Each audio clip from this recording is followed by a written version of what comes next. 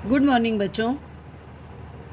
आज हम लोग हिंदी लिटरेचर लेसन 1 अमृतवाणी से क्वेश्चन आंसर करेंगे, अर्थात निम्नलिखित प्रश्नों के उत्तर लिखिए। कल हम लोगों ने बच्चों अति लघु प्रश्न उत्तर किए थे और आपको मैंने बताया था कि जितने भी क्वेश्चन आंसर हैं, जितने भी ये प्रश्न उत्तर हैं, ये सभी हमारी लेसन अमृतवाणी के दोहों के ऊपर आधारित हैं। हमारे कवियों ने, लेखक ने जो भी इन दोहों के माध्यम से हमें बताया है, उनके आधार पर ही ये क्वेश्चन बने हैं और हमें भी उन्हीं के आधार पर आंसर भी देने हैं। तो हम लोग बच्चों अति लघु में हम लोग 5 क्वेश्चन आंसर कर चुके हैं। मैंने आपसे कल कहा था कि उन्हें आप अपनी कॉपी पर लिख लीजिएगा और याद भी कीजिएगा। आज हम लोग निम्नलिखित प्रश्नों के उत्तर लिखिए। क्वेश्चन नंबर 1 है बच्चों, इसमें कौन सा धन बांटने से और अधिक बढ़ता है और कैसे? आपने दोहा पढ़ा था ना बच्चों कि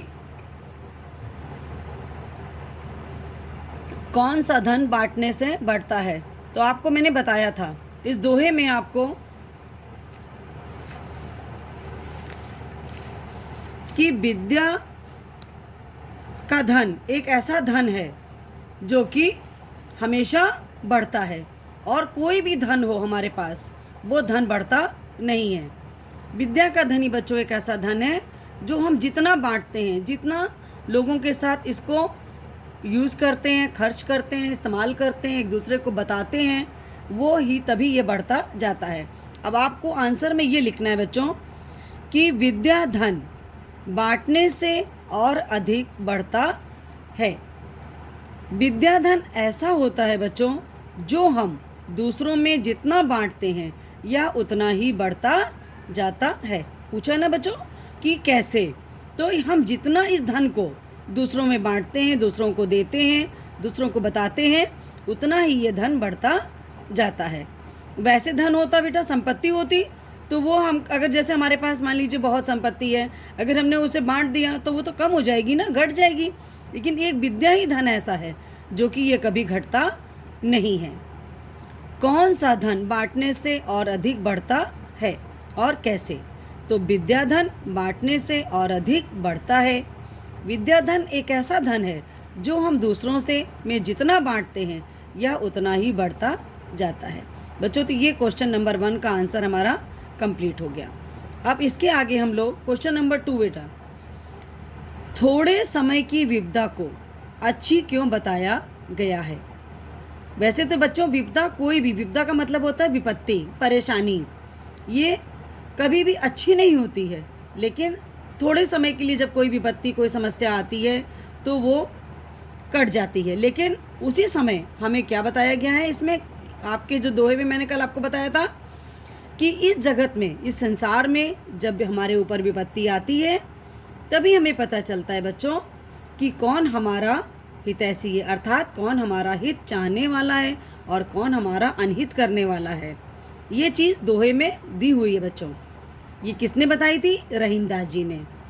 इसलिए थोड़े समय की विपदा को इन्होंने अच्छी बताया है, क्योंकि विपत्ति जो बच्चों होती है वो हमेशा के लिए रहती नहीं है, ज़्यादा दिनों तक वो टिकती नहीं है। तो क्वेश्चन है बच्चों कि थोड़े समय की विपदा को अच्छी क्यों बताया गया है? आंसर में लिखेंगे हम लोग, इस जगत में जब विपत्ति आती है तभी हमें यह पता चलता है कि कौन हमारा हितैषी है और कौन नहीं। रहीमदास जी ने इसलिए थोड़े समय की विपदा को, विपदा मैंने आपको बताया बच्चों विपत्ति, परेशानी को अच्छी बताया है, क्योंकि विपत्ति ज़्यादा दिनों तक नहीं रहती है। ये हो गया हमारे क्वेश्चन नंबर 2 का आंसर बच्चों। अब हम लोग क्वेश्चन नंबर 3 की तरफ आते हैं। क्वेश्चन नंबर 3 है बच्चों, कड़वी बोली बोलने वाले व्यक्तियों के लिए क्या कहा गया है?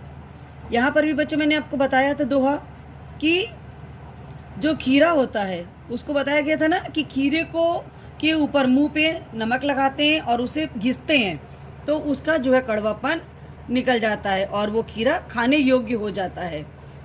उसी प्रकार से इस दोहे में आपको बताया गया है बच्चों कि जिस प्रकार से खीरे के मुख पर नमक लगाकर मलते हैं और उसका कड़वापन निकालते हैं, उसी प्रकार कड़वी बोली जो लोग बेटा कठोर वर्ड बोलते हैं, कठोर लोगों से बुरा बोलते हैं, उनकी बात ऐसी होती है कि दूसरे को लग जाती है, दुख पहुंचाती है, तो ऐसी कड़वी बोली बोलने वाले व्यक्तियों के मुख में नमक भरकर सजा देनी चाहिए। ऐसा किसने बताया बच्चों? रहीमदास जी ने। दोहे में बताया गया है कि जिस प्रकार खीरे के मुख पर नमक लगाकर मलते हैं और उसका कड़वापन निकालते हैं तो वो खीरा कैसा हो जाता है? खाने योग्य हो जाता है। उसी प्रकार बच्चों जो लोग कड़वी बोली बोलते हैं, ऐसे व्यक्तियों के मुंह में यदि हम नमक भरकर उन्हें सजा देनी चाहिए। ये हो गया बच्चों हमारे क्वेश्चन नंबर 3 का आंसर। अब आप लोग बच्चों इन तीनों क्वेश्चन के आंसर अपनी कॉपी पर लिखेंगे। अब हम लोगों के पास इस क्रम में 2 क्वेश्चन आंसर और बचे हैं, वो हम लोग कल अब लिखेंगे। ठीक है बच्चों, धन्यवाद। अब हम लोग आते हैं बच्चों संस्कृत की तरफ।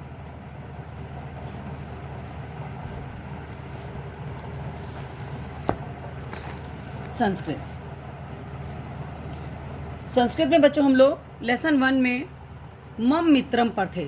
मम मित्रम लेसन में हम लोगों ने कल अभ्यास कार्य के अंतर्गत 2 एक्सरसाइज की थी। एक तो हम लोगों ने उचित विकल्प किया था और एक हम लोगों ने रिक्त स्थान की पूर्ति की थी।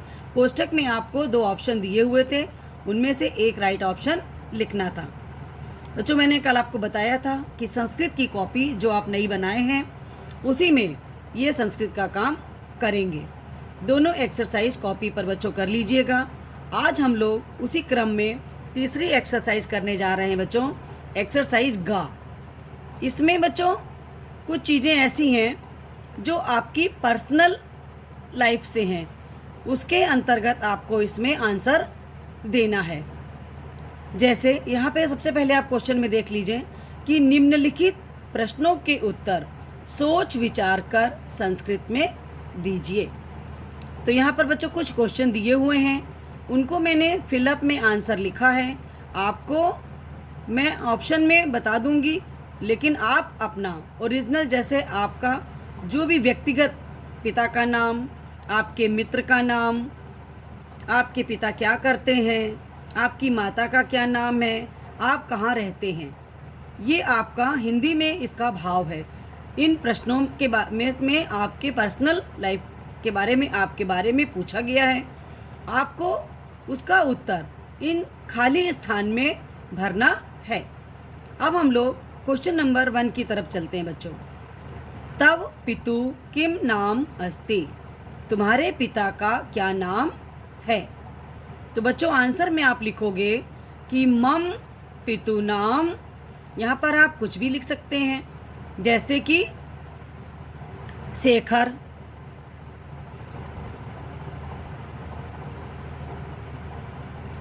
शेखर अस्ति। तो आपके पिता का जो भी बच्चों नाम हो वो अपने पिता का नाम यहाँ पर आप लिख सकते हैं। अब दूसरा क्वेश्चन है बच्चों, तव मित्रस्य नाम किम अस्ति, तुम्हारे मित्र का नाम क्या है। तो आप बताएंगे कि मम मित्रस्य नाम, जैसे कि आपने यहाँ पे लिखा राहुल, मम मित्रस्य नाम राहुल अस्ति। अब आपके मित्र का जो भी नाम है आप वो लिख सकते हैं। क्वेश्चन नंबर 3 देखिए, तव पिता का अस्ति, तो आपके पिता क्या हैं, क्या करते हैं, तो आपको ये बताना है। तो मम पिता, आपने इस लेसन में पढ़ा है ना, उसके पिता क्या थे, चिकित्सक। चिकित्सक का मतलब होता है बच्चों डॉक्टर। तो मम पिता चिकित्सक अस्ति। आप यहाँ पर जो भी आपके पिता करते हो वो आप लिख सकते हैं, जॉब करते हैं, बिजनेस करते हैं, जो भी करते हैं, हाँ वो आप इसमें लिख सकते हैं। अब आइए बच्चों क्वेश्चन नंबर 4 पर। तव मातु नाम किम अस्ति, आपकी माता का नाम क्या है। तो अब देखिए यहाँ पर बच्चों आंसर में क्या लिखेंगे, मम मातु नाम, क्या था उसमें बच्चों, लता, लता अस्ति। तो आपकी माता का जो भी नाम है बच्चों आप अपनी माता का नाम यहाँ पर लिख सकते हैं। ठीक है। तो कुत्र निवससि, आप कहाँ रहते हैं? तो अहम निवससि, तो ग्राम में रहते हैं, शहर में रहते हैं। आप घर का जो भी आपकी जगह का नाम हो उस शहर का नाम आप लिख सकते हैं। तो अहम प्रयागराज निवससि। ठीक है बच्चों, ये आपका हुआ फिलअप। अब आपको इस क्वेश्चन के आंसर जो मैंने दिए हैं, बाकी चीज़ें आप यही लिखेंगे, केवल जो मैंने फिलअप में भरा है आप केवल वहाँ पर आप चेंजेस कर सकते हैं। जैसे पिता के नाम में आप अपने पिता का नाम, मित्र के नाम में आप अपने मित्र का नाम, आपके पिता जो भी करते हो, जिस काम में करते हो वो लिख सकते हैं आप यहाँ पर। अपनी माता का नाम आप यहाँ बदल सकते हैं। बाकी अगर आप प्रयागराज में रहते हैं तो यही लिखिएगा, आप कहीं और रहते हैं तो उस स्थान का नाम लिख दीजिएगा यहाँ पर। तो इस तरह से बच्चों हमारी एक्सरसाइज नंबर 3 आज यहाँ पर कंप्लीट होती है। आप इसे अपनी कॉपी पर लिख लीजिएगा। ये आपका होमवर्क भी है और यही आपका क्लास वर्क है। ठीक, धन्यवाद। और